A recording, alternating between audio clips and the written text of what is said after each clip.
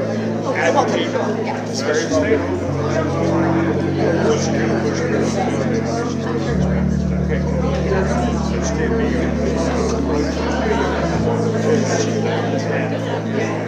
You doing okay? She's doing really good. She was here last year.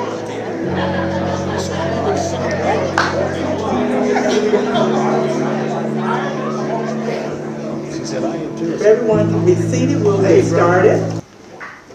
Good afternoon, Louisville, and welcome to the Metro Council Chambers for the third annual Rosie the Riveter Award presentation. On behalf of my chairwomen, Councilwoman Jennifer Chappell and Councilwoman Josie Raymond, and my colleagues on the Metro Council, thank you for being here in this historic chambers where decisions are made, but today we're going to be celebrating difference makers. We gather this afternoon not just to present awards or to recognize a spirit, but we're here in the spirit of resilience, the spirit of courage, and the spirit that says, if the door is closed, it builds another one. That spirit has a name. It's Rosie the Riveter. Yay! During World War II, when the world was in crisis, women across the country stepped into roles they had been told they could never, ever hold. They built planes, they welded ships, they powered an economy. And they did it all while declaring, we can do it. So, Rosie was never just a woman with a bandana and a rolled up sleeve, as you've seen depicted on television and on websites. She was a movement. She was a mindset. She was a message to the world that women are builders, leaders, and trailblazers. So if you will, take a moment and watch the video, and we'll be right back. Receiving the nation's highest civilian honor from Congress. John Yang has the story. The call came clear. Wake up, Miss America. Some of them went to work in factories during World War II to join the war effort. Some to help make ends meet while their husbands were fighting the war. I have the distinct honor of presenting this medal to Rosie the Riveter. Today, about 30 of them represented their millions of sister workers at the U.S. Capitol to receive the Congressional Gold Medal, one of the nation's highest civilian honors. As men went off to war, some 6 million women went off to factories and shipyards, filling the jobs the men had left. Between 1940 and 1945, women in the workforce went from 27% to nearly 37%. They were dubbed Rosie the Riveter, celebrated with an iconic poster, a Norman Rockwell painting, even a popular song. She's making history, working for victory, Rosie the Riveter. At age 17, Mae Cryer went to work as, what else, a riveter on the B-17 assembly line at Boeing's plant in Seattle. She says she wanted to do her part in the war effort. I was Rosie the Riveter.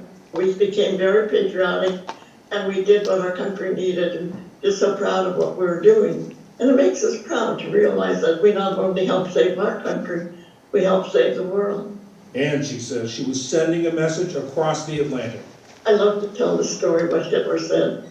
He said he wouldn't have any trouble defeating America because American women could produce. He said we were soft and spoiled. We spent too much time on cosmetic and frivolous things. I think we showed Hitler what American women were made of. When peace came and former GIs went back to work, many Rosies lost their jobs or returned to more traditional roles. Their service was quickly forgotten. After the war, everything was for the men, which they deserved. I don't mean to take that away at all. But the men will tell you, they couldn't have won the war without what the women built. About 40 years ago, I wanted to recognize the women. I wondered, so many of our women didn't realize that they were Rosie the Riveters. They would build the engines, they would build the electrical system, they built the tires. We couldn't have got that plane off the ground and had it done for those women. And so many of them didn't think that they were Rosie because they didn't fall into that category. It's such a nice honor, and I'm so proud to be able to symbolically accept this medal for all of you. Today, they got that long overdue recognition. We're so proud of the women and young girls who are following in our lead. I think that's one of the greatest things we left behind is what we've done for women. I think that's important. To all of the Rosies everywhere, we've gone down in history. Isn't that great? I love that. My last thought is, remember these 4 little words. We can do it. Now 98 years old, Cryer says she'll never forget the day the war ended nearly 7 decades ago. And now she'll likely never forget the day when she and the millions of other Rosies were honored at the Capitol. For the PBS NewsHour, I'm John Yang.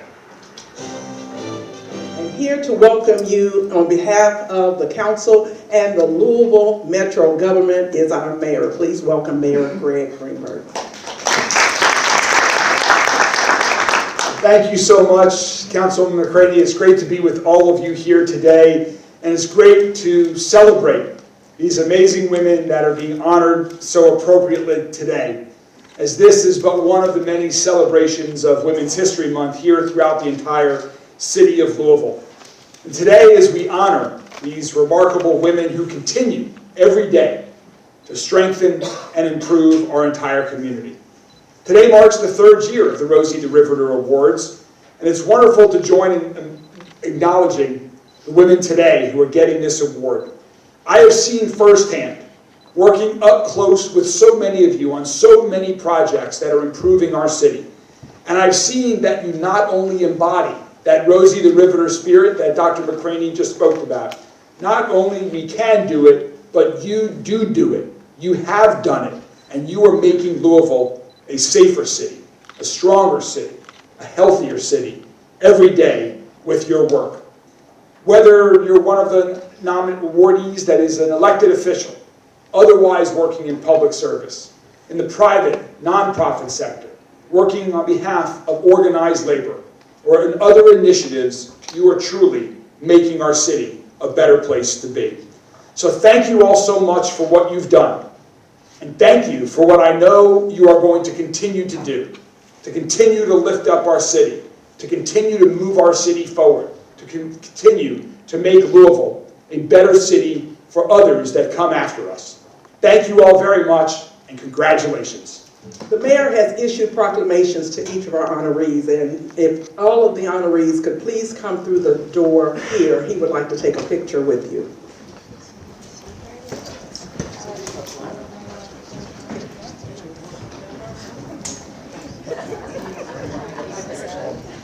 Long time no see. Congratulations. Congratulations.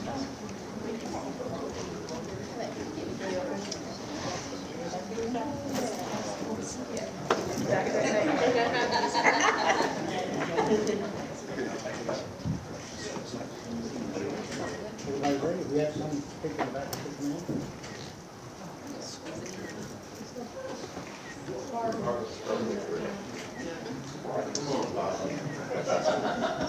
Yes, that's far. We're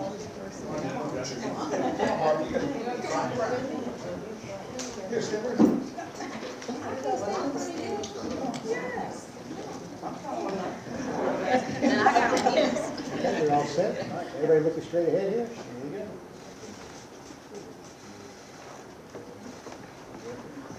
Everybody looking up.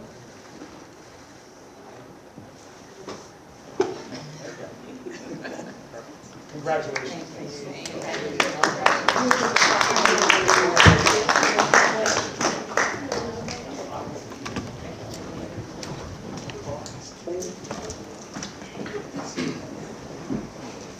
The beauty of this award is that we ask for nominations and we decide upon the woman that we think in this particular year is deserving, because all women are deserving. We're just going to have to do this for a lifetime in order to get around to all of the incredible women in this community.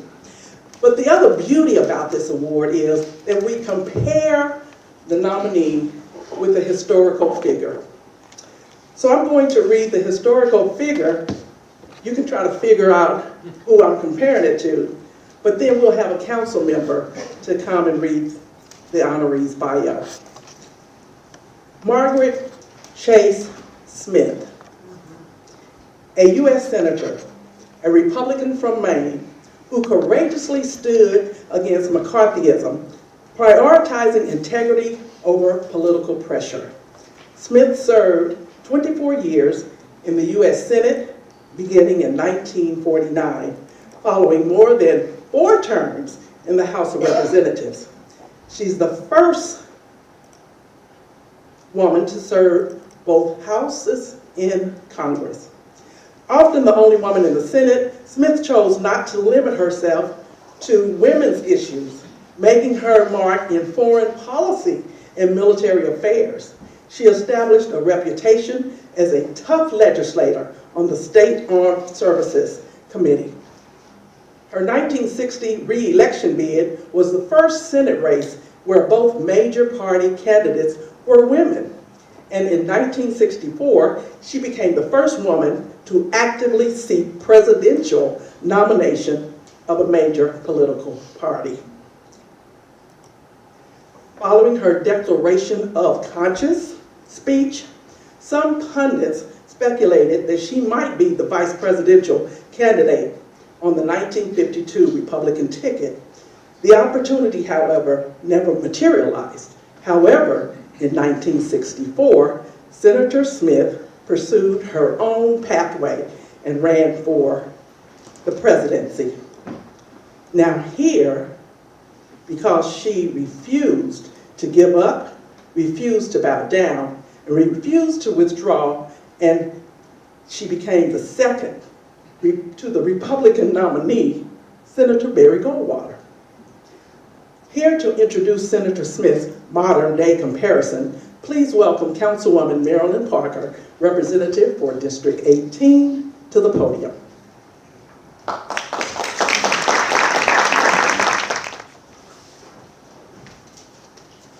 Unfortunately, Senator Adams could not be here today because she is in Frankfurt doing the people's work. Julie Marie Rocky Adams is an American businesswoman, politician, and Republican member of the Kentucky Senate, representing District 36. She has been a representative since January 1st, 2015. She is a former member of the Kentucky House of Representatives and the Louisville Metro Council. I am actually following in her footsteps. Never will compare, but she was also the representative for District 18.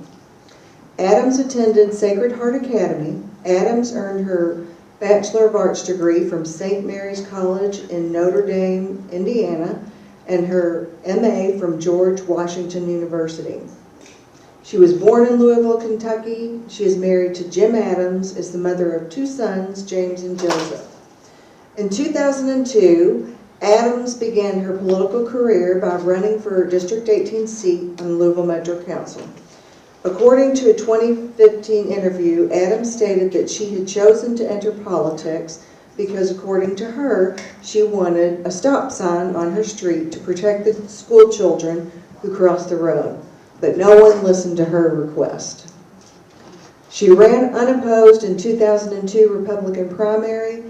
Adams faced off against Democratic candidate James Baker, Sr., as well as Libertarian candidate Sam Cox. The general election was held on November 5th, 2002. She won with an overwhelming 70.6% of the vote, or 11,166 votes. And I might add, every time she runs for election, she gets about that much percentage of the votes in her legislative district.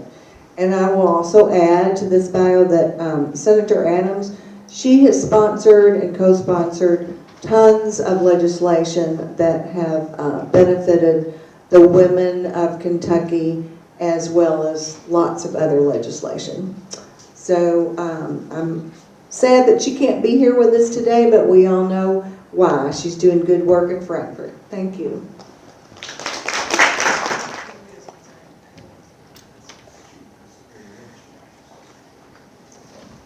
You all guessed that was Senator Rocky Adams.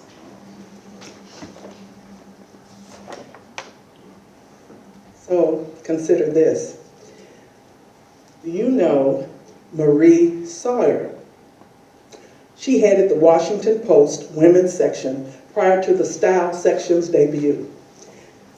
Her women's section was a progressive mix of hard and soft news in a city where political decisions were often crafted at social events. It was she who wanted to change the name of the section in the 1950s to For and About People, but it was denied. As a Columbia University School of Journalism graduate, Sawyer came to Post in 1935 as assistant Sunday editor. She became Sunday editor a year later and held that position until 1942, when she joined the U.S. Navy as a lieutenant.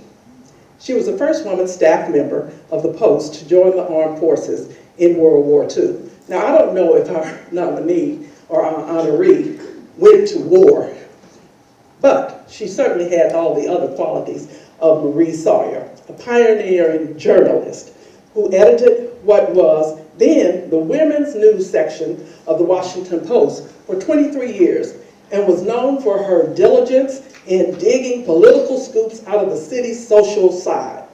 A newswoman widely known and respected among the movers and the shakers in Washington, Sawyer had lived in Florida since stepping down in 1969 as editor of the Post section, formerly known as For and About Women.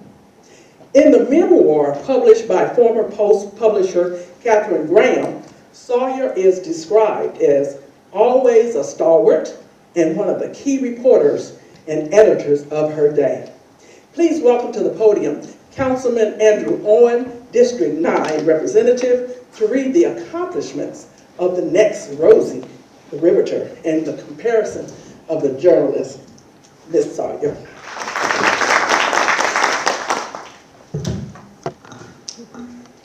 Kirby Adams is an Emmy and Pulitzer Award-winning journalist with more than 30 years of experience in newspapers, television, radio, government, and corporate communications. A lifelong storyteller, she is passionate about using journalism to strengthen communities and help people live healthier, more fulfilling lives. In the 1990s, she created a WHAS running program that trained more than 600 novice runners to complete the Kentucky Derby Festival Mini Marathon. She has taught nutrition and cooking in JCPS elementary schools and co-hosts the family-friendly cooking show on Metro TV. A competitive athlete, Adams has raced at the national level in triathlon and marathon events and competed in the U.S. Olympic trials in cycling. She and her husband are involved in community music initiatives and spend their spare time hiking mountains like Kilimanjaro and Mount Rainier with their 2 daughters. Congratulations to Kirby Adams.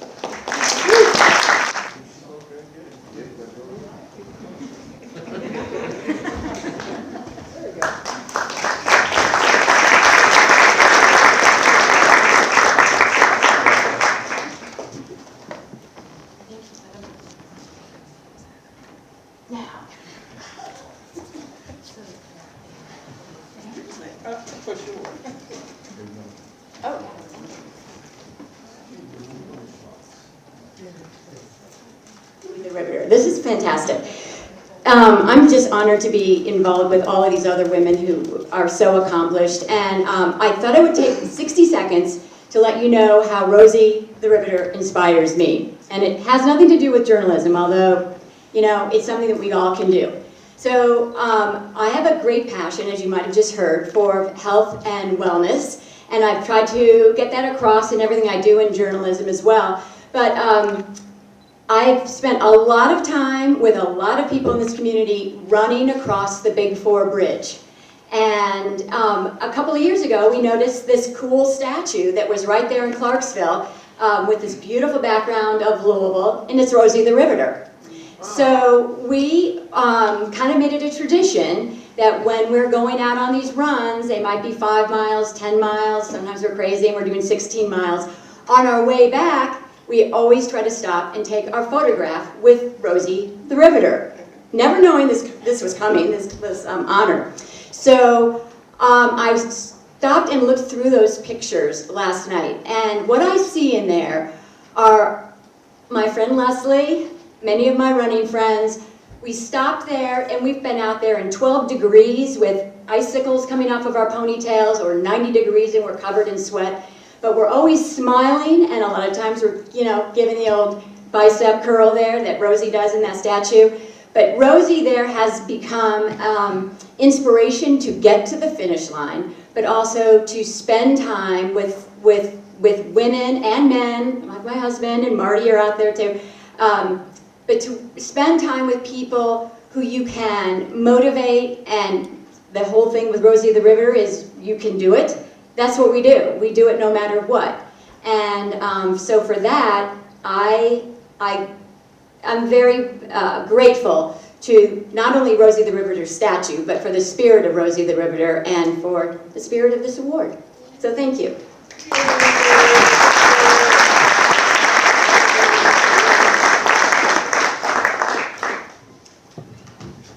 Our next Rosie recipient is compared to Coretta Scott King, because Coretta Scott King carried forward Dr. Martin Luther King's legacy through advocacy, education, and global humanitarian.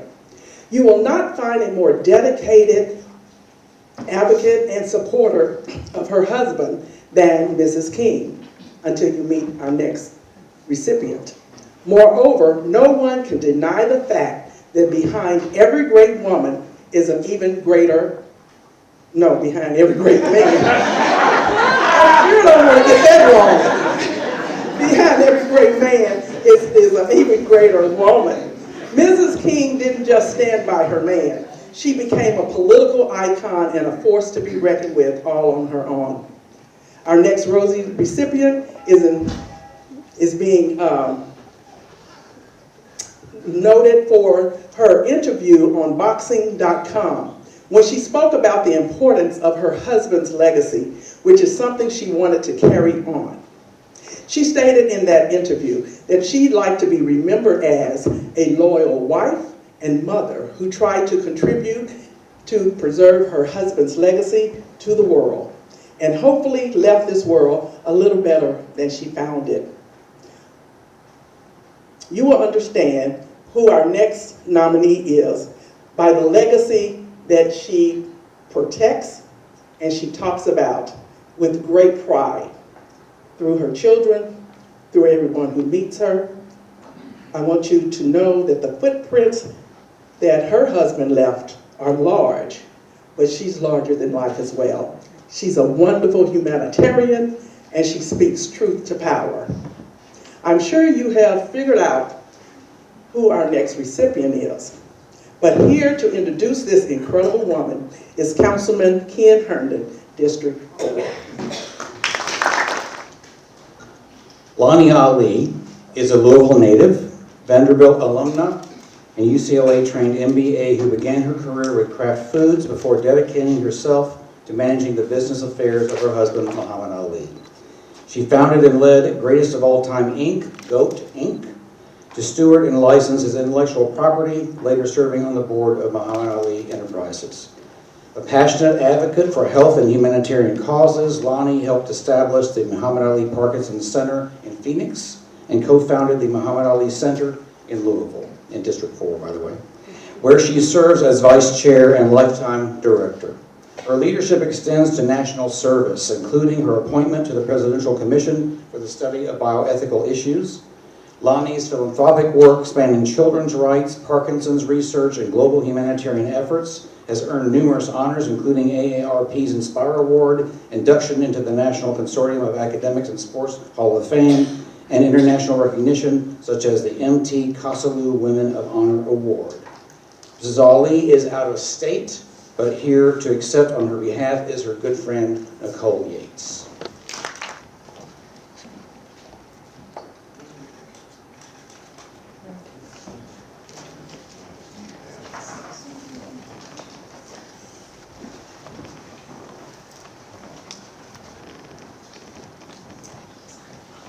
I just told my friends that On my way in, I picked up Lonnie's remarks and a hot dog from the folks on the street. So I'm going to read some remarks that Lonnie just emailed. She is out of town doing the work of her husband and the Muhammad Ali Center. She sends her regrets, and she's very appreciative. I want to thank the Women's Caucus of the Louisville Metro Council for recognizing me with the Rosie the Riveter Award. It means a great deal to me to be honored and recognized by the women who have the same can-do spirit that characterizes Rosie. I modeled that spirit after my mother. She too was a Rosie the Riveter, always taking the lead without waiting or depending on someone to help. She and my father taught me, when you see something that needs to be done, do it. If you see someone who needs help, offer it. Roll up your sleeves and get it done, and don't whine. As they say, it takes a village. What you see me do, and much of what I have accomplished here, has been with the help and support of others, my late husband, Muhammad, the staff at the Ali Center, and other women in this community, especially the one standing here today accepting this award. On my behalf, Nicole Yates. And congratulations to all of the other women being honored here today. Thank you again, Lonnie. Have you ever heard of Jeanette Pickering Rankin?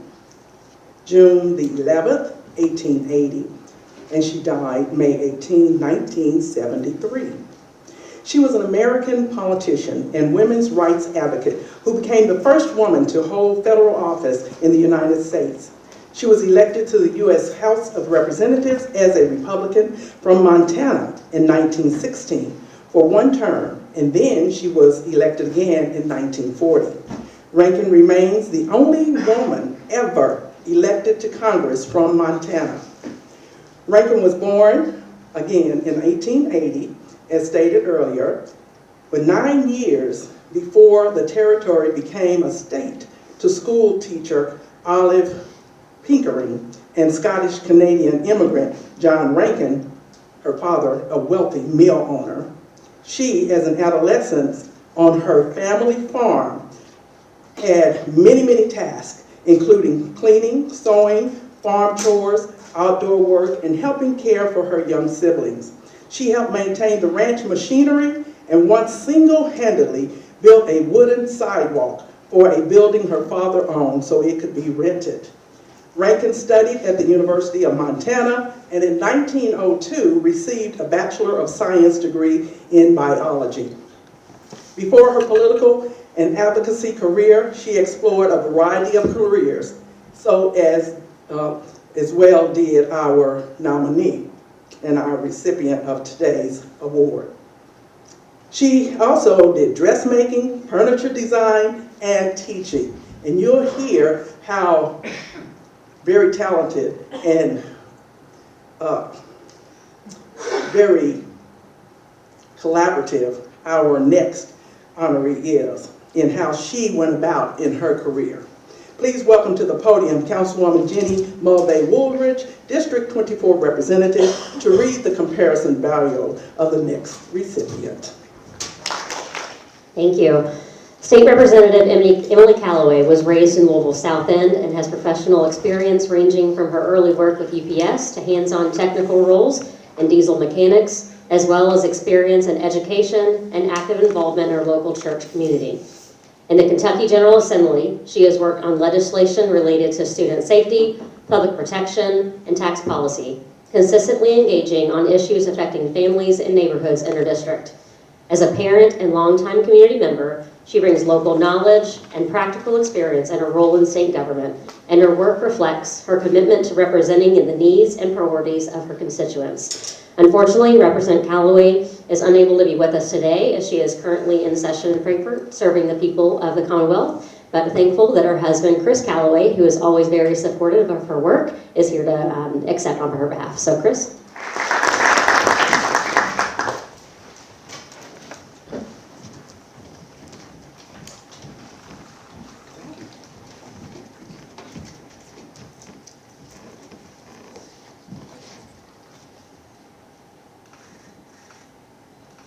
regret she couldn't be here today.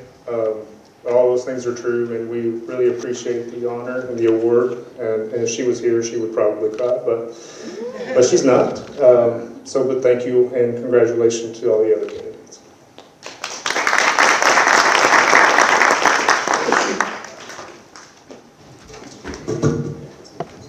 A distinguished trailblazer and unapologetic advocate for women, Ruth Bader Ginsburg served on the U.S. Supreme Court starting in 1993 and led the counsel for the ACLU Women's Rights Project. Beginning her career as a young lawyer, Ginsburg fought laws that discriminated on the basis of gender. Ginsburg approached the fight for equality with patience and tact. In February 2018, Ginsburg expressed her support for the Me Too movement. The number of women who have come forward as a result of the Me Too movement has been astonishing, she said. My hope is not just that it is here to stay, but that it is effective for the women who work as maids in hotels and on streetcars and in other manual tasks. From them to Hollywood stars, I hope it covers them all. Ginsburg continued to be outspoken and an outspoken voice for all women until her death. And throughout the Obama administration, she was known as the feminist folk hero. Here to reveal the comparison to the incomparable Ruth Ginsburg is the councilwoman from District 15, Councilwoman Jennifer Chappell. Hello, everyone. Thank you so much for being here, and thank you to Councilwoman McCraney. Ms. Hunt could not be here today. She's actually leading the group of women ambassadors, and so she's doing the work that we're going to be talking about in just a moment. And I'm so grateful that I get to present this award because I was getting ready this morning and I actually was thinking about, not necessarily Gretchen, but I heard her voice in my head and in my thoughts, and it was a safe city for women is a safe city for all. And so I just love that she's helped me keep that mindfulness in place. Gretchen Hunt has dedicated her career to advancing gender equality and ending gender-based violence. She currently serves as the director of the Mayor's Office for Women, where she leads the efforts to elevate the status of women and gender-diverse individuals through policy programs and community engagement. Under her leadership, Louisville has gained national and international recognition, including joining the Change Network, which is the city hub and network for gender equality. We're one of, I think, less than 10 cities that have this designation and are doing this wonderful and incredible work. And she's also launched, as I mentioned, the Office for Women Ambassador Program, which represents women from all 26 districts. Throughout her career, Gretchen has been a tireless advocate for survivors, helping advance victim-centered legislation, combat human trafficking, and expanded protections for those affected by gender violence. Her work has included leadership roles with the Kentucky Office at the Attorney General, the Center for Women and Families, and other key organizations, always focused on building safer, more equitable communities. She's also a founding member of the La Casita Center, and she's been honored for many, many awards, further demonstrating her commitment to uplifting families and strengthening our community. A widely recognized leader, Gretchen has been inducted into the Kentucky Civil Rights Hall of Fame, named a Woman of Distinction by the Center for Women and Families, and honored as the most admired woman in public service by Today's Woman magazine. Beyond her professional accomplishment, she is a devoted wife and mother, and she has a passion for this work today, and that care she brings to her community, she also gets from her family. So today we celebrate Gretchen not only for her accomplishments, but the lasting impact she has continued to make in the lives of so many. Louisville is stronger because of Gretchen's leadership. Thank you. So I didn't mean to cut her applause short. I believe there's a woman ambassador here today, or a former one that might be accepting on her hello, and you've even got your shirt. But so as she's walking up, let's continue to give Gretchen some applause.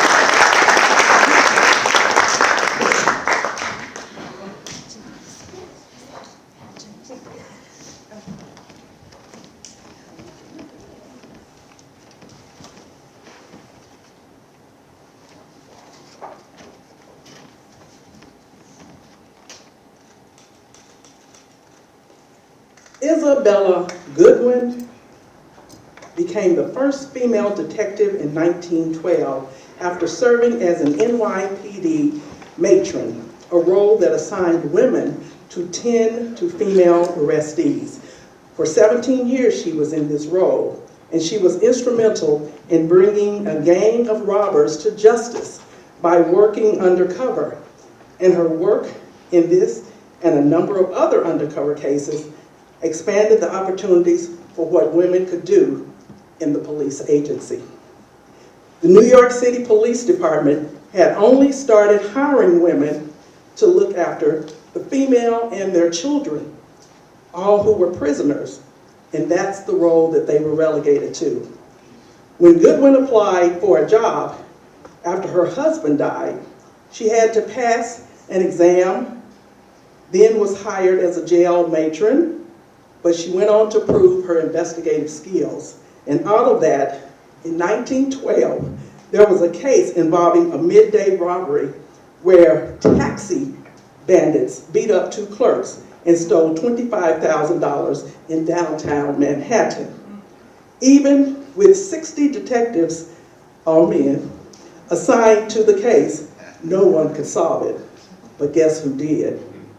Isabella Goodwin, the New York pioneer, first woman of NYPD Police Department.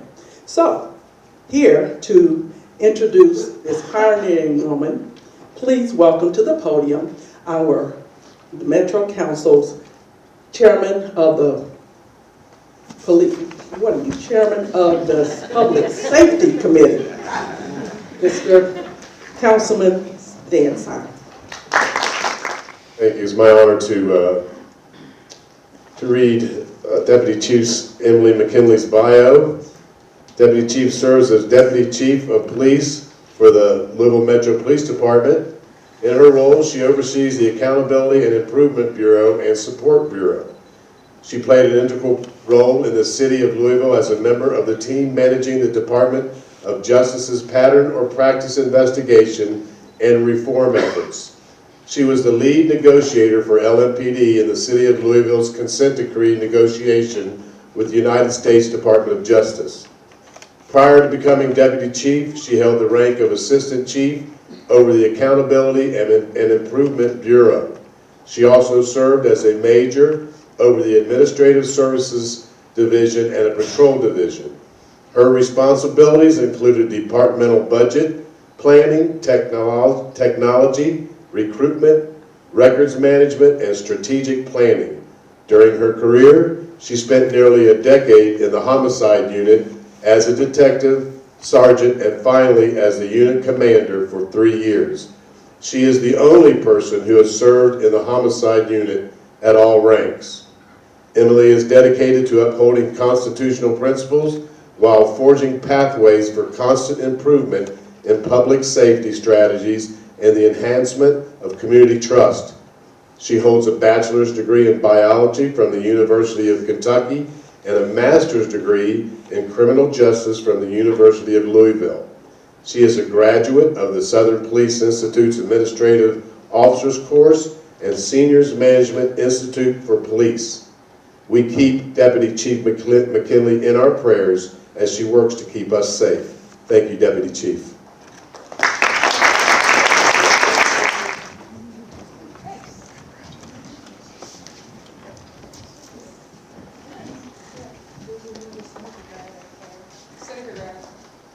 Yeah, that's it. Go on.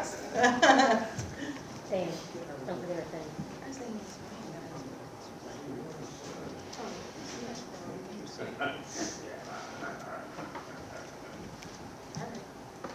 Do you want to hold that?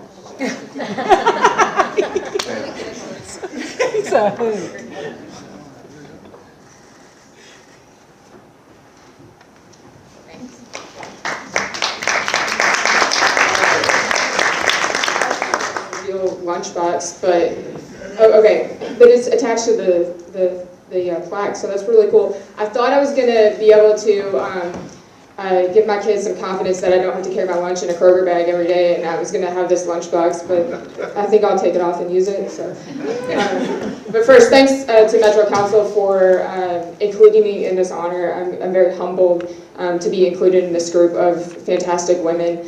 I think our work, whether it's in public safety or the work that we all do, is not done in isolation. We do it in teams that challenge us. All of you all challenge us every day, and we appreciate that challenge. We need that in our communities for collaborative, constructive communities. So we appreciate the debate and back and forth. That's important for all of us for success going forward, especially when it comes to community safety and keeping people safe. And I've been extremely lucky in my personal life and my professional life to have people around me who support me and push me to be the very best that I can so that we can have a safe community and a safe Louisville. So again, thank you all. I'm very humbled to be here, and I appreciate it. Congratulations to all the other recipients today.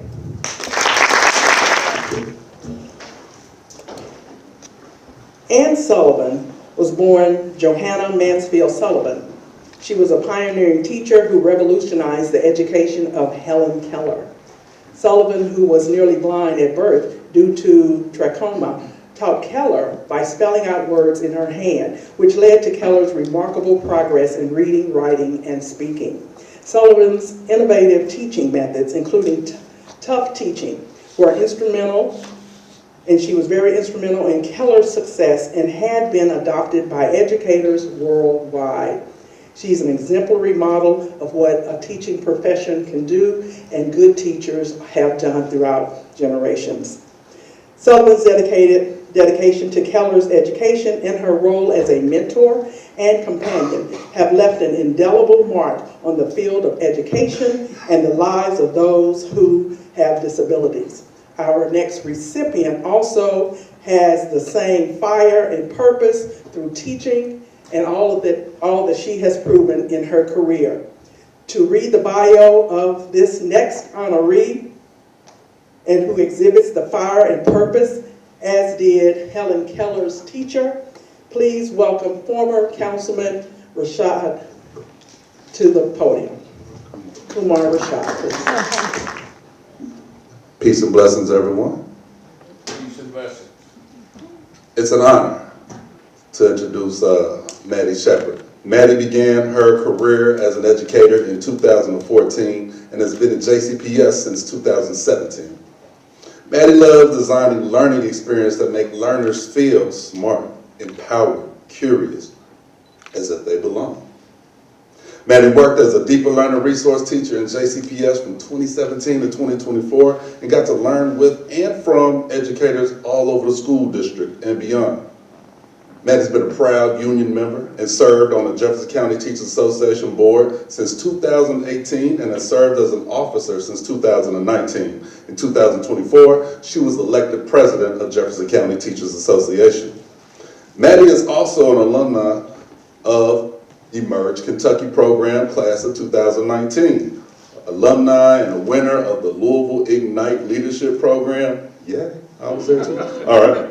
Past president of the Kentucky Council for the Social Studies, former member of the Kentucky Humanities Board, 2022 Derby Diversity Week's Government Partner of the Year, as well as co-author of the children's book, Bluegrass Bold, Stories of Kentucky Women. Go get you one.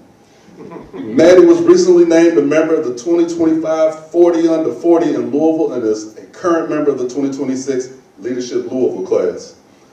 She also serves on the Metro United Way board and Evolve 502 board.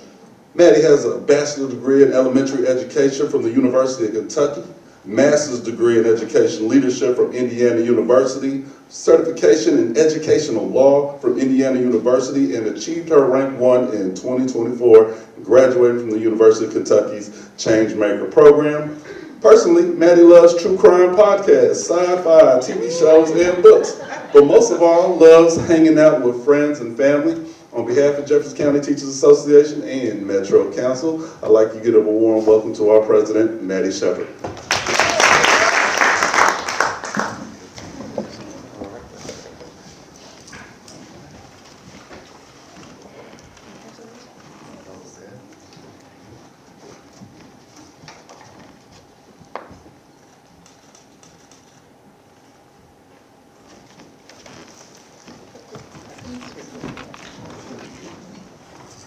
I am so honored to be among the amazing women also being honored today, and that was the most special surprise to have the JCTA Vice President, my colleague and friend Kumar Rashad, and former and maybe future Metro Council member present that award to me, so that was the best surprise. Thank you, and thank you to JP, who is my my representative, to allowing us to have that special moment, so thank you.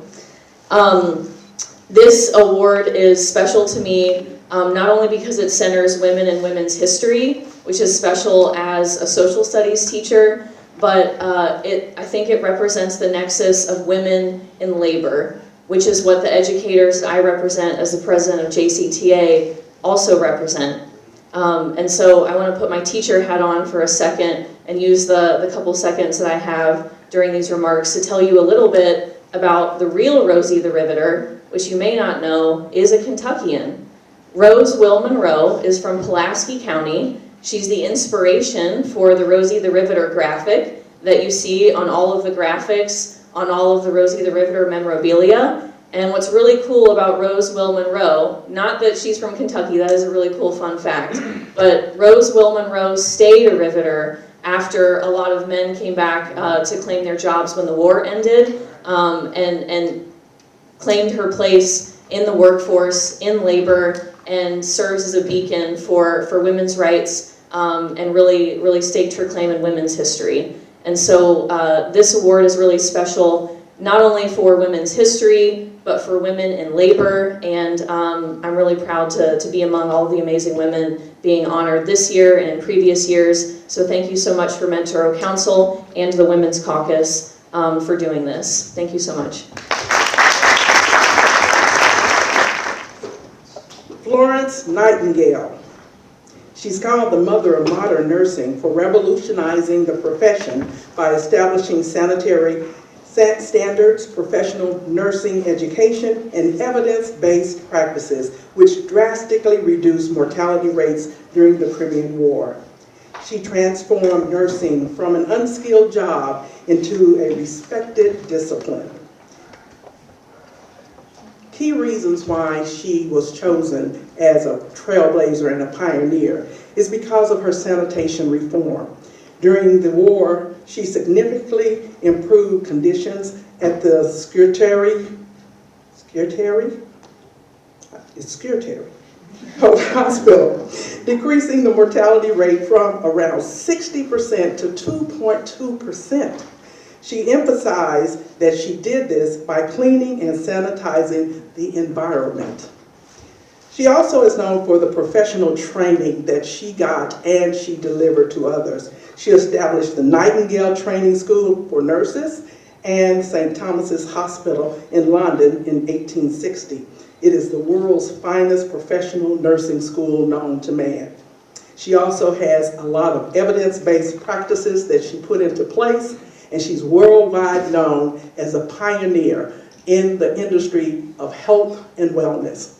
And to introduce this pioneering woman who is compared to her, please welcome to the podium, Councilman Marcus Winkler.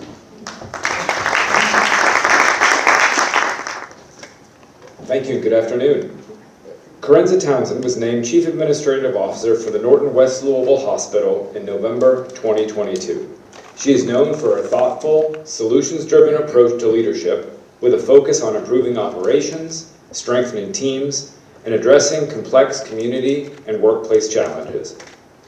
With more than 2 decades of experience, Corenza has held many key management and leadership roles across her career. Her work is grounded in hands-on experience, continuous learning, and a deep commitment to developing people and organizations. In addition to her executive role, Corenza is a leadership consultant and keynote speaker, which brings a practical, engaging style to conversations about leadership, innovation, mentoring, and organizational growth. Her work centers on helping individuals and teams lead with clarity, confidence, and purpose. Corenza is active in the Louisville community, supporting the nonprofit and civic efforts focused on access, education, and opportunity. She's also a small business owner. She earned her Bachelor of Business and Marketing and her nursing degree from Sullivan University in Louisville. She's the mother of Michael, a student ambassador and athlete. Please join me in welcoming Corinza up to the front.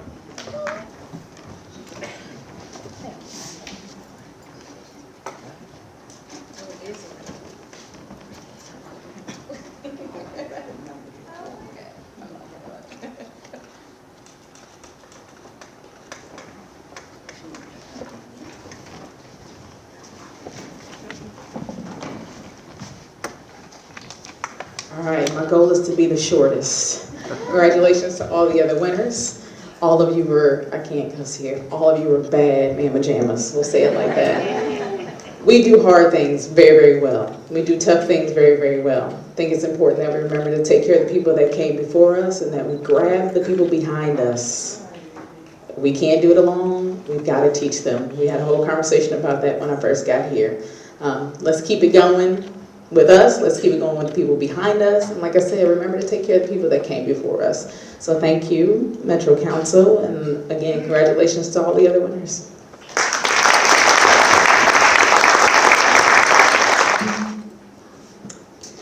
Madam C.J. Walker. She was born Sarah Breedlove in 1867. She was an entrepreneur, philanthropist, and a political and social activist. Walker is recorded as the first female self-made millionaire in America and in the Guinness Book of World Records.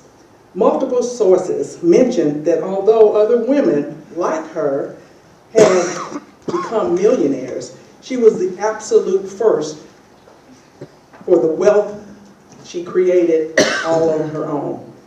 Walker made her fortune by developing and marketing a line of cosmetics and hair care products for Black women through the business she founded, Madam C.J. Walker's Manufacturing Company. Walker became also known for her philanthropic nature and her activism. Walker made financial donations to numerous organizations, and she was not shy about telling you what she supported and why she supported them. So to bring it up, to tell you exactly who Madam C.J. Walker is like and who this next nominee is likened to, please welcome to the podium the District 21 Councilwoman, Betsy Ruey. Thank you. So Nation Hyde Trebu is a social entrepreneur, author, nonprofit executive, brand strategist, and certified life coach. She holds an associate's degree in mass communications and media studies from Western Kentucky University, a BS in business management from Indiana Wesleyan, and a master's in business communication from Spalding University. She also holds a certificate in project management from the University of Louisville. In 2020, Nation founded the Melanair Marketplace, a traveling retail shopping bazaar designed to support and elevate Black entrepreneurs in Louisville and beyond. As an author, Nation published her first book, Try God, in June 2018. The book launched the Try God lifestyle movement, and she has since become a sought-after speaker and workshop facilitator, inspiring audiences through faith, entrepreneurship, and resilience. In the nonprofit sector, Nation serves as the executive director of the Bates Community Development Corporation, where she leads initiatives to provide charitable services, community development programs, and economic opportunities for residents. As a brand strategist, she provides consulting and branding education to entrepreneurs both nationally and internationally. Nation currently serves on the following boards: Presentation Academy Alumni, Smoketown Community Land Trust, Fairgrass Conservancy, Louisville Independent Business Alliance, Melanair Achievement Center, Louisville Downtown Partnership, and Louisville Tourism BTAC Board.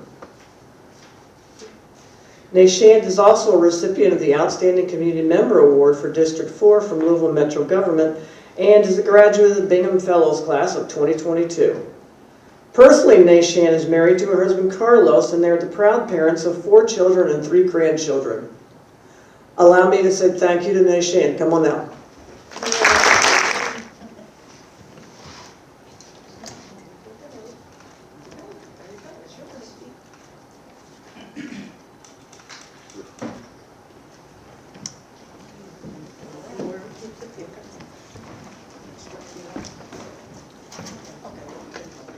First, let me say thank you. It's such an honor to be able to receive this award because, yes, we can do it and we are doing the work.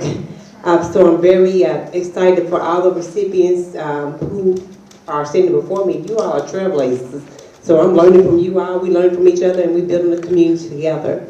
I will say I will give honor to my ancestors because I definitely understood the assignment back in 2020 when I said, what can I do to help uplift and bring light to Black-owned business here in Louisville, Kentucky. So we've been carrying this torch for a while, going on 6 years, actually 6 years. And now we have to empower, we have to support, we have to create platforms, retail platforms all over the city of Louisville. And just so you all know, majority of our business owners, Black makers, they are from native of West Louisville, 80% West Louisville, and Smoketown, which is our underserved communities. But you would be proud to know that now we have both local makers who are living inside of all 26 districts. All 26 of you are. So, I mean, the support will be real. I will say with that also, as we are growing and doing amazing work, we now have our own brick and mortar. It's important for people to know where you could go and shop with local Black and brown-owned business owners. And then we have one at 1701 West Market Street, right downtown. So you all can always come out and shop. You can encourage other people to shop with us. And not just shop, but just to become, we're a community. So we're a whole village, like a hub. We're a whole hub together. So it's about our community. It ain't just about always spending money. Sometimes it's about taking your time and then showing the support. It goes a long way. So I take this award, I accept this award, because of course it is one of God's vision and assignments that is for me, but I will tell you, this award is also for the community. Those are the people who shop with us, those are the people who support us, those are the people who says our names in rooms we're not even in, and those are the people who say, Nation, you could do it, we could do it, and we're going to help you do it. Thank you so much to Metro Council. Thank you so much, Paula. We appreciate it. I noticed that on your program, one name was skipped. Not on purpose, but I was trying to follow the loop of the video and should have followed the agenda because you're looking at the agenda. But our next recipient will be a surprise at the end, but not a surprise to us in the community. The notable Black person that is comparative is a woman in history who was a pioneer in social work and an advocate for marginalized communities. Her name is Mary Church Terrell. She was a leader in the women's suffrage movement and in the civil rights movement. She co-founded the National Association of Colored Women, and she advocated for the rights of Africans and all other entities. Terrell was also instrumental in desegregation of the restaurants in Washington, D.C., and her work was significant. It made an impact on social justice movements throughout the nation. She was one of the first Black women to earn a bachelor's degree and then go on to earn a master's degree. She was the first Black woman appointed to a school board and the first African American admitted to the Washington, D.C. branch of the American Association of University Women. Later in life, she was able to witness the passing of the Brown versus Board of Education, and she acknowledges that all the work that she did was not in vain because she sees the fruits of her labor throughout the nation, and it felt as if at that time it would carry on, and it has. To acknowledge and celebrate our next honoree, who we compare to the notable Mary Church Terrell, is Councilwoman Crystal Bast, the gentlewoman of District 14. All right, thank you all for being here. So Adria Johnson, she is the president and CEO of Metro United Way. She leads work that supports kids, strengthens families, and helps create a more fair and welcoming community across the region. She is a well-respected nonprofit leader with more than 30 years of experience working in public, private, and nonprofit sectors. focused on creating more opportunities and stronger communities.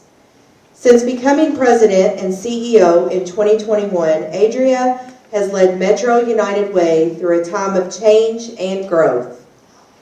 She's introduced as a new strategy focused on thriving kids, strong households, and an equitable community. Under her leadership, the organization has taken on a stronger role in bringing people together and driving real change, especially around breaking down barriers and helping families build economic stability. Before becoming CEO, Andrea built a broad career across business, government, and nonprofit organizations. This experience gives her a valuable, well-rounded perspective. Most recently, before her current role, she served as Metro United Way Chief Impact Officer, where she led community impact efforts, public policy work, and volunteer programs. Adria is known for her ability to bring people together and work across different sectors and viewpoints. She is deeply committed to fairness, compassion, and service. Guided by her faith and belief in shared humanity, she sees leadership as both responsibility and a calling. A poet at heart, Adria believes that love put into action is the strongest force for change. And when people lead with compassion and work together, communities can truly thrive. Please welcome Adria Johnson to the podium.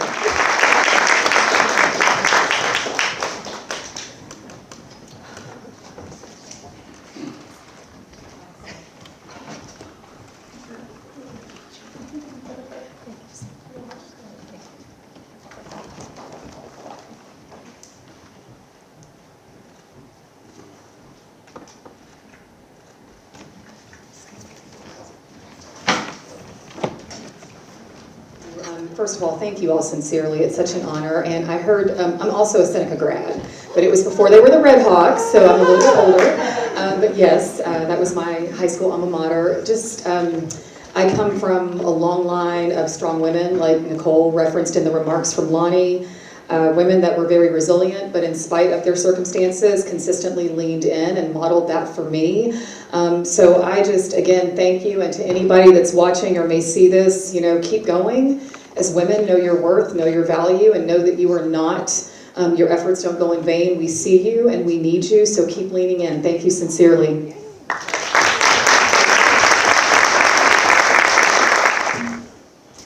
Last, but certainly not least, as you will soon find out, Miss Ann Braden, 1924 to 2006, was a prominent white American journalist and civil rights activist who dedicated 6 decades to dismantling racial segregation in the South. One of the few white Southerners praised by Dr. Martin Luther King in his letter from the Birmingham jail. She is best known for her lifelong commitment to anti-racism and her 1954 sedition trial. Born in Louisville, raised in Anniston, Alabama, Braden grew up in a middle-class family that accepted Southern racial mores.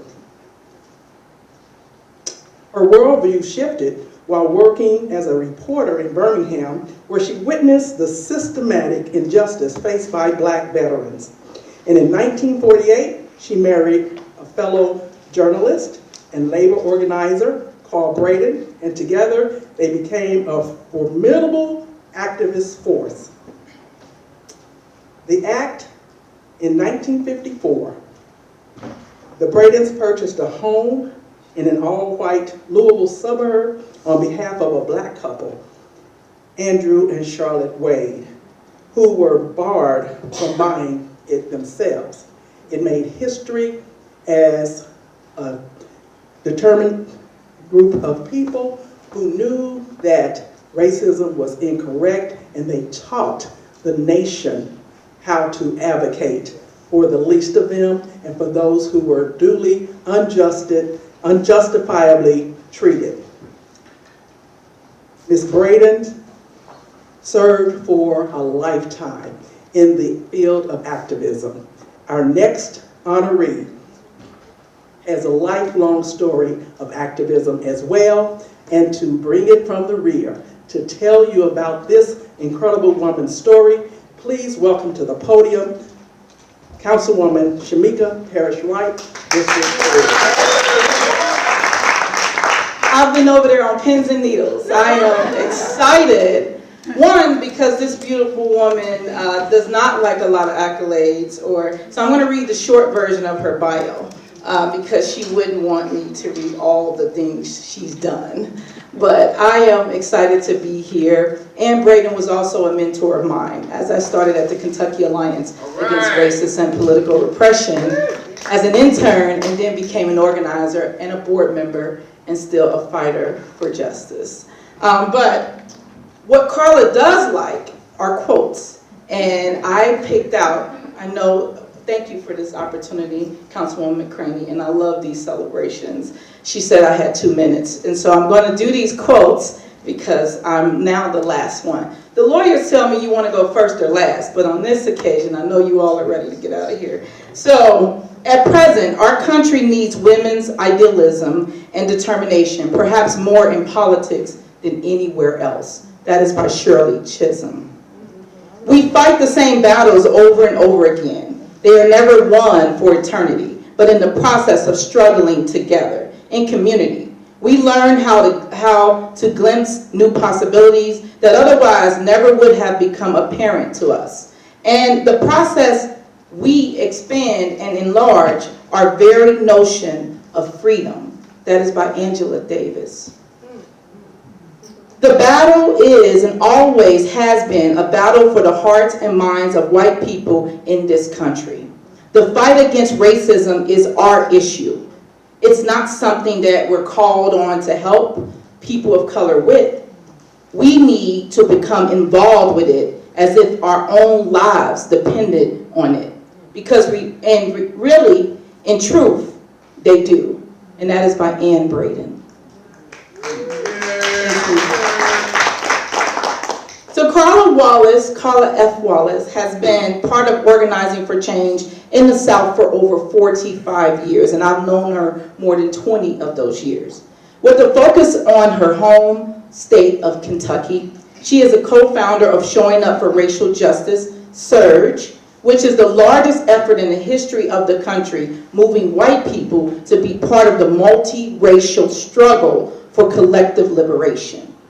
Mentored by Southern civil rights activists in the Black Liberation Movement and by white racial justice fighter Ann Braden, Carla is also a co-founder of Louisville's Fairness Campaign, which has been nationally honored for the work of winning LGBTQ equity by centering racial justice and connecting community organizing and electoral work.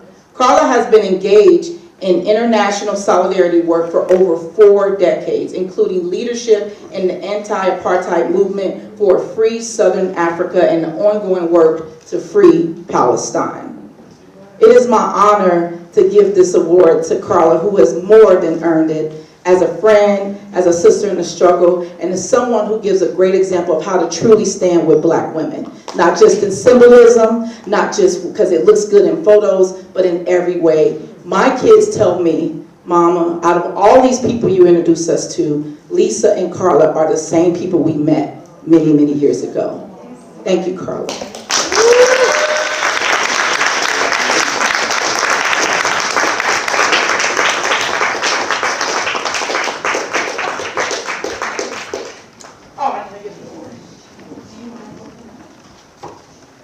I'm not going to read the proclamation.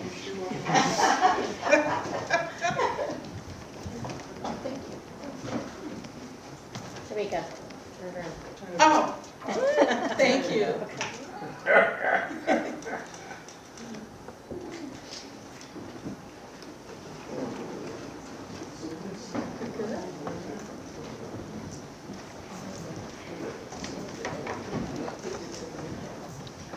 Councilwoman McCraney for leading this beautiful effort. Appreciation to my sister recipients, and just, love and strength to Councilwoman Shamika Parrish-Wright, dear friend and one of my great teachers. You know, activist is a word that can be used many ways, and for the activists, union organizers, community organizers in this office, in this room, you know it's not always used in the best of ways. We're considered the ones who challenge, the ones who stirred up the troublemakers. And none of us who are troublemakers do that alone. We are the product of those who have gone before us, of those who have taught and brought us, of the people we stand together with every day in the work for a better community, in a society in which the few at the top rule and the vast majority of people in this country suffer because of it. You know, we have a lot of work to do in Louisville. We want a Louisville where immigrant children are not afraid to go to school because they might come home and find their parents have been kidnapped. We need a Louisville where black women don't have to tell their children you might get shot by the police. We need a Louisville where teachers are supported, where working families can provide for the ones they love.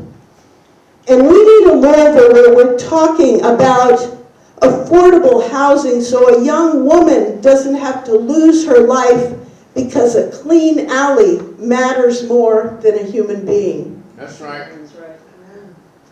I know this body is talking about spending $500 million to $2 billion on a new jail. When we need affordable housing, we need mental health, we need substance use, the things that could help keep people out of jail so that this jail would be a safer one. We can't just want this stuff, we have to fight for this stuff. And it is my honor to honor the troublemakers. I ask you to stand for a Louisville that cares for all of us. Thank you.